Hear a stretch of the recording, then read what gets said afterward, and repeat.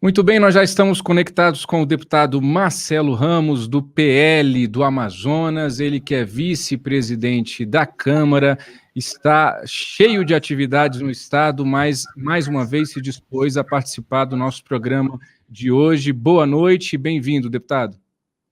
Boa noite, Diego. Boa tarde ainda aqui na cidade de Manaus. Uma alegria falar com você e com todos que acompanham o Antagonista. E já registro que você sabe que eu sou fã, né? Abro 50 vezes por dia. Eu sei disso, deputado. Obrigado pela sua audiência. Deputado, o senhor pediu nesta semana cópia de todos os pedidos de impeachment já apresentados de Jair Bolsonaro à Câmara dos Deputados. O senhor chamou de consistente aquele super pedido apresentado pela oposição, com apoio de outros parlamentares também. O que isso significa? O senhor mudou de ideia em relação ao impeachment de Jair Bolsonaro? Não é questão de que eu mudei de ideia. Eu posso, a qualquer momento, estar no exercício da presidência da Câmara, caso o presidente Arthur Lira viaje ou assuma a presidência da República por ausência do presidente e do vice.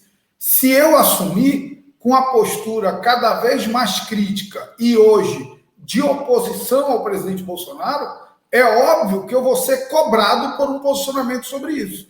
Então, eu pedi a cópia dos pedidos, recebi essa madrugada pelas mãos dos autores o super pedido. Quero analisar primeiro o aspecto jurídico da existência ou não de crime de responsabilidade. Eu só li o preâmbulo. No preâmbulo, já me parece que 3 coisas tangenciam o crime de responsabilidade das 21 imputadas pela peça. Me parece claramente que ameaçar não ter eleição caracteriza um tipo de crime de responsabilidade.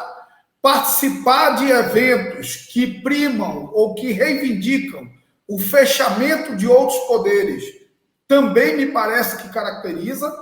E, no mais, aguardar o decorrer das investigações da CPI, porque em comprovado o roubo na compra de vacina, aí, obviamente, fica mais do que cristalino a caracterização de crime de responsabilidade.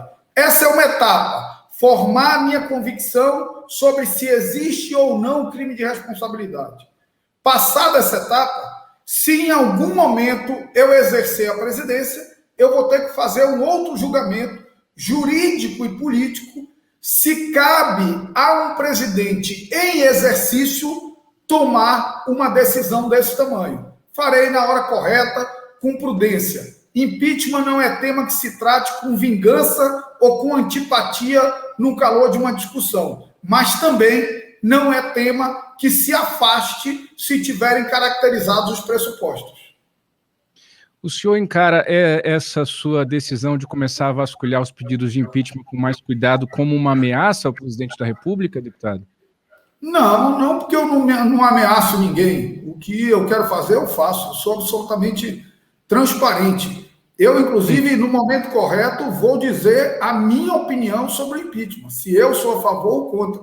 Estou tendo uma atitude muito serena, muito moderada, muito cuidadosa, mas eu não posso assistir passível um presidente que ensaia uma marcha sobre o parlamento brasileiro.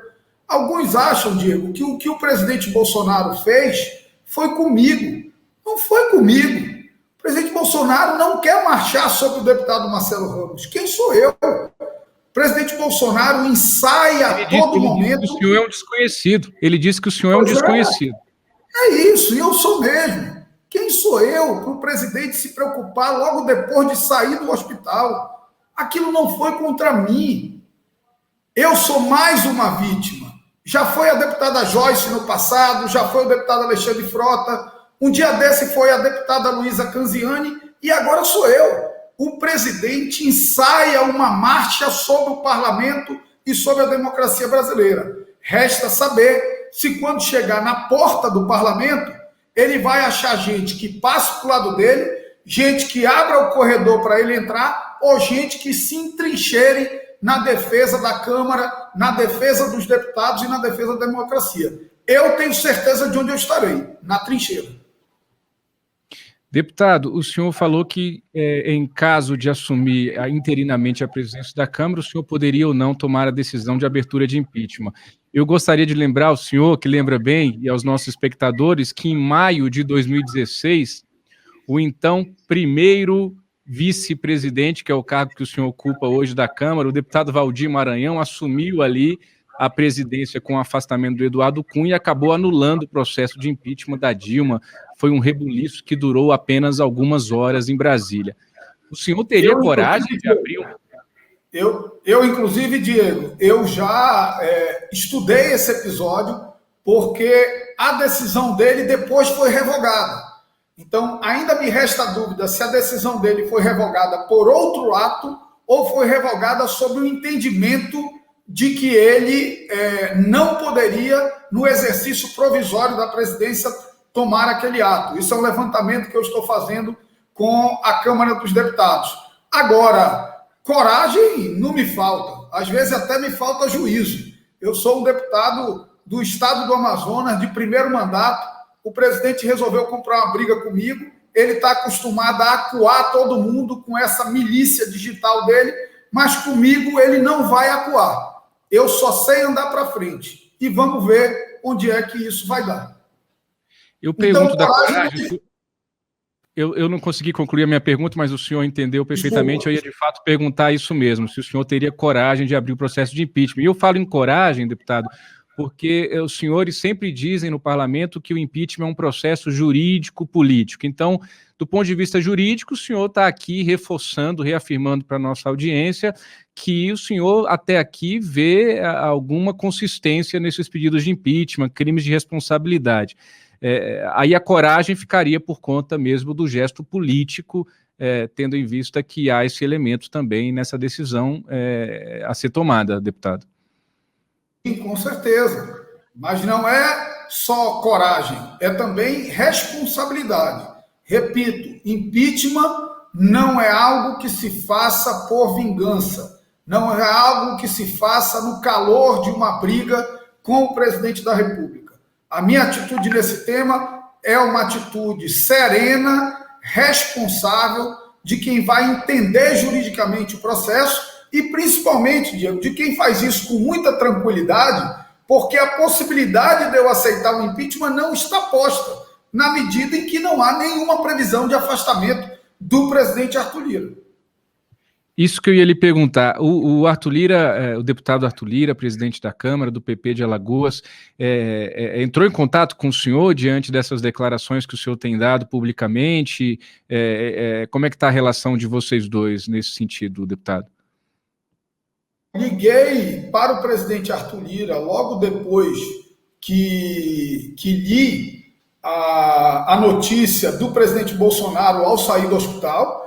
Liguei para ele indignado, estarrecido, porque naquela quinta-feira, que foi a votação da LDO, eu, a pedido do presidente do Congresso, Rodrigo Pacheco, pelo orgulho que tenho de servir ao meu país, de ser o primeiro amazonense a sentar na cadeira de presidente do Congresso Nacional, me dispus a dirigir a reunião porque ele disse que não poderia estar na reunião.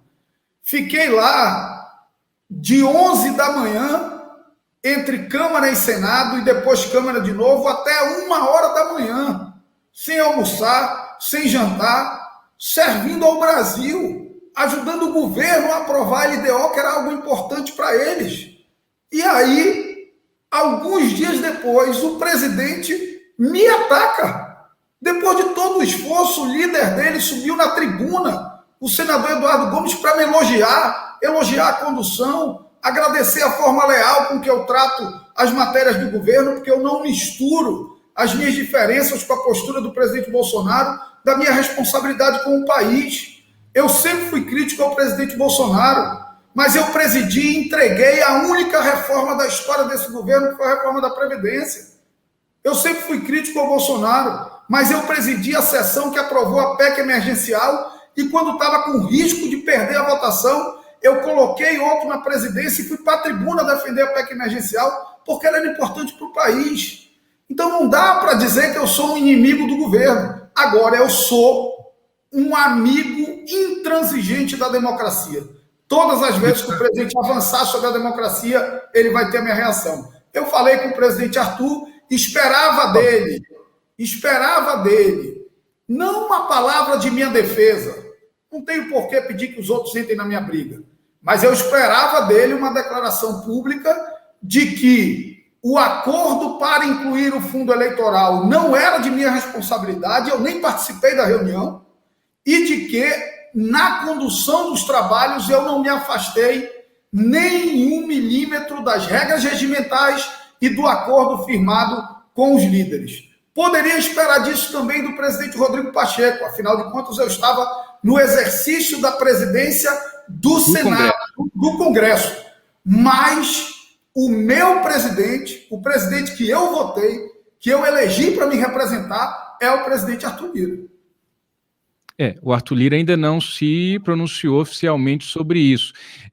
O deputado, o Arthur Lira foi eleito com apoio de Jair Bolsonaro e tem dado reiteradas declarações públicas de que não é favorável ao impeachment, ou seja, na contramão do que o senhor agora, pelo menos, vislumbra como possibilidade. Dito isso, o senhor acredita que o Arthur Lira abriria espaço para o senhor ocupar interinamente a presidência, visto que há esse risco agora? Eu não consigo ver o Arthur deixando você um dia sequer, uma manhã sequer, sentado agora na cadeira de presidente da Câmara. Diego, olha lá, eu não fui eleito para ser presidente, eu fui eleito para ser vice-presidente. Então, se ele me colocar na condição de vice-presidente, me respeitar como tal até o final do mandato, está sendo cumprido o que foi escolhido pelo conjunto dos deputados. Ok. Deputado, vou caminhar para o fim, mas aproveitando a sua presença, isso precisa ficar muito claro para quem está nos acompanhando. O aumento do fundo eleitoral, que foi incluído no texto principal da Lei de Diretrizes Orçamentárias, que foi aprovado na Comissão Mista de Orçamento na manhã daquela quinta-feira, e viria a ser aprovado em sessão do Congresso, primeiro pelos deputados e pelos senadores, em seguida, mais à noite. Houve um acordo entre a maioria das lideranças partidárias prévio, ou isso foi decidido no dia, na quinta-feira? Eu sei a resposta, mas preciso lhe ouvir, por favor. O processo de votação ou para a inclusão do fundo? Para a inclusão do fundo no texto principal da LDO. Para a inclusão do fundo, houve um acordo prévio, do qual, inclusive, eu nem participei, porque eu não estava na reunião. Certo. E esse acordo foi feito no Colégio de Líderes, com a presença, inclusive, de lideranças do governo Bolsonaro. Sob coordenação dos líderes do governo Bolsonaro. Eu passei a sessão inteira com o senador Eduardo Gomes, líder do governo Bolsonaro no Congresso, coordenando os trabalhos e as votações.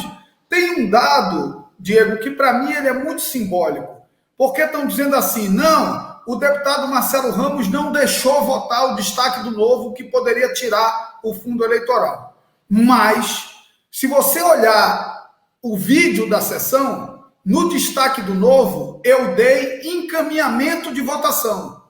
Sabe quantos partidos encaminharam a favor do destaque do Novo? 5.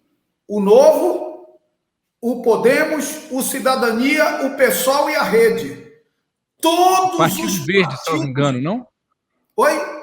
Partido Verde, salvo engano, também, não? O Verde eu não lembro. Esses 5 eu sei com certeza. Todos os outros partidos não encaminharam a favor do destaque do Novo. Inclusive o PSL. O PSL, liderado pela banda bolsonarista, liderado por um líder informal do Bolsonaro no Congresso, que é o deputado Major Vitor Hugo, não encaminhou, tanto que ele foi vítima de uma crítica que eu li no Antagonista de um companheiro do partido dele, o Orleans, que deu a declaração registrando a omissão dele. Então, não teria fundão se o governo não quisesse o fundão. Acontece que, como pegou muito mal nas redes sociais, em especial para os filhos do presidente, ele reagiu como reagiu, tentando transferir responsabilidade. Deputado, neste exato momento, o general Peternelli, que é deputado federal pelo PSL, quem fez a manifestação em nome do partido, me manda uma mensagem aqui dizendo que foi manifestado sim na hora da votação. Eu não vi isso, o senhor estava presidindo a sessão. General Peternelli é um homem sério, e eu vou passar depois o vídeo para vocês. O general Peternelli encaminhou o voto não 15 minutos depois do encerramento da votação. Eu vou até lhe corrigir, deputado, foram 21 minutos depois, eu chequei agora pela manhã também. Então, pronto, 21 minutos depois. Então, o Peternelli, assim, eu nem consigo ser agressivo com o Peternelli, porque o Peternelli é um homem sério, alguém deve ter pedido para ele dizer isso, mas vamos parar de cinismo, né? O PSL encaminhou 21 minutos depois de encerrada a votação. Pegou mal nas redes sociais, eles tentaram dar um showzinho para se justificar. Eu agradeço ao deputado general Peternelli e a todos os deputados, a audiência aqui do Papo Antagonista, sinal de que estão todos ligados aqui no nosso programa de hoje com a presença do vice-presidente da Câmara, Marcelo Ramos. Deputado, para finalizar, Jair Bolsonaro tem dito aí nas últimas horas, começando ontem à noite, em uma entrevista à TV Brasil, que ele vai vetar o aumento do fundo eleitoral. O senhor acredita no presidente? Ele prometeu no ano retrasado também, entre 2019 e 2020, que o faria e acabou sancionando. A palavra dele vale muito pouco, né? O que o Bolsonaro fala não se escreve. Como você disse, no orçamento anterior, ele também criticou duramente o fundão e depois acabou por sancionar. Eu acho que ele vai sancionar, mas que se não sancionar, ele vai vetar num grande acordão para depois mandar um ajuste dobrando o fundo eleitoral para 4 bilhões de reais. Dobrando em relação ao valor atual, que é de mais 2 do bilhões. Que dobrando. O valor atual é 1.700 bi, já que os 5 ainda não estão confirmados porque não tem sanção. Ok. Então, o senhor acredita que o presidente da República pode vetar, e aí, nessa avaliação política do senhor, ele ficaria bem com o seu público, né? E depois faria um acordo público ou nos bastidores para diminuir, então, esse valor que hoje estaria em torno de 5,7 bi, porque é um valor correspondente a 25% do orçamento da Justiça Eleitoral, correto, deputado? Sim. E eu já começo a desconfiar até, Diego, se eu não fui vítima de uma grande armação do governo. Se o governo já não fez isso de caso pensado. Não, vamos aprovar 5.700, a gente crucifica alguém e depois a gente empurra 4 e vai parecer que está tudo bem. 4 é mais do que o dobro do valor atual, que é 1.700. O senhor consegue me dizer por que o Rodrigo Pacheco não conduziu a sessão e foi o senhor, deputado? Não, o presidente Rodrigo Pacheco, na véspera, me ligou, disse que tinha um compromisso pessoal, se eu estava em Brasília e podia presidir. E como eu disse, para mim é motivo de muito orgulho presidir o Congresso Nacional. Eu sou um cara muito simples, Diego. Quando eu sento naquela cadeira, eu tiro selfie e mando para minha mãe. Ó, teu filho, o filho da professora Graça, está sentado aqui na cadeira que Ulisses Guimarães promulgou a Constituição de 1988. Então, todas as vezes que eu for chamado, eu vou sentar na cadeira e vou cumprir minhas obrigações. Tenho respeito de todos os colegas, tenho a solidariedade de todos os colegas e não vou me afastar 1 milímetro disso por conta dessas agressões gratuitas do presidente da República.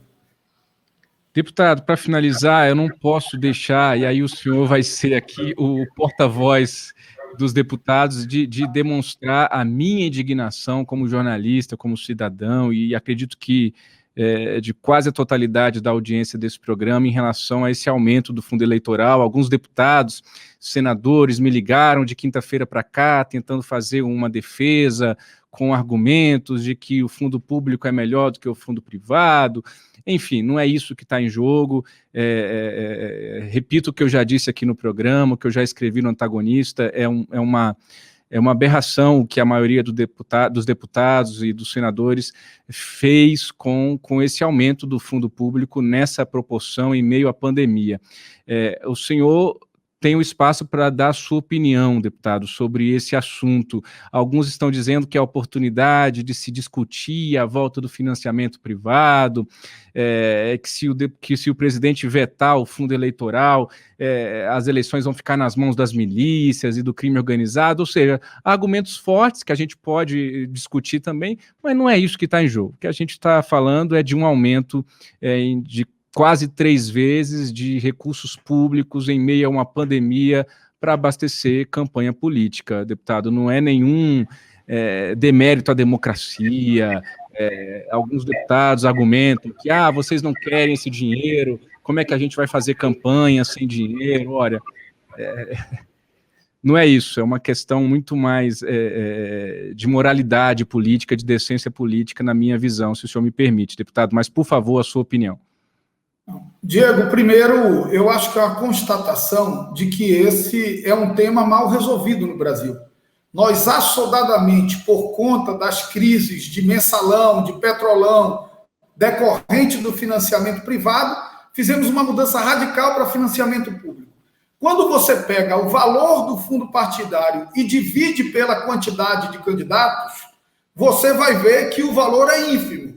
Agora, essa análise ela é superficial, porque, na verdade, nem todo mundo recebe. Tem uns que recebem muito e outros que recebem menos. Portanto, um dos problemas é não ter critério de distribuição desses recursos. Agora, o Brasil tem que, fora do calor de eleição, fazer um debate sério sobre mecanismos de financiamento. Eu, por exemplo, não sou contra financiamento privado, desde que a mesma empresa não possa doar para mais de um candidato ao mesmo cargo, porque daí não é doação ideológica. Aí é tentativa de cooptação. Então, acho que é investimento no parlamentar. Agora, o que é mais preocupante para mim, e eu concordo com a sua indignação, que expressa a indignação da grande maioria do povo brasileiro. Se você disser para o cidadão que R$10 de imposto que sai do bolso dele vai ser para pagar um santinho, ele vai ficar indignado. Nós não temos maturidade desse debate político sobre financiamento público, porque ele atravessou na marra um modelo anterior de financiamento. Mas o que é mais significativo, tanto pelo tema fundão como pela crise gerada pelo presidente, é que nós estamos passando constrangimento de, num país que tem 530 mil mortos, 15 milhões de desempregados, 19 milhões de pessoas com fome, 800 mil empresas fechadas por conta da pandemia, nós estamos discutindo fundo eleitoral e debatendo uma crise estabelecida entre o presidente da República e a Câmara dos Deputados. O Brasil esperava que o presidente saísse do hospital deixando uma mensagem de esperança, falando de cura, de vacina, de proteção, de fiscalização, auditoria para ver se tentaram roubar mesmo na compra de vacina ou não, falando de reforma para melhorar o ambiente de negócio, para o empresário voltar a investir, para o trabalhador que está desempregado em casa nos assistindo voltar a ter emprego, para o cidadão que não tem um prato de comida na mesa ter um programa de transferência de renda para minimamente colocar comida na mesa da sua família. Isso é que é importante para o Brasil. E nós estamos com um debate atravessado. A LDO, a única coisa que sobrou dela para a sociedade brasileira foi o fundo eleitoral. Então, para a sociedade brasileira, nós não discutimos nada que efetivamente mude a vida dela. E isso é o mais lamentável de toda essa crise. Esse nosso papo aqui deixa claro como esse assunto mereceria discussão, deputado, e foi isso que o parlamento não fez, né?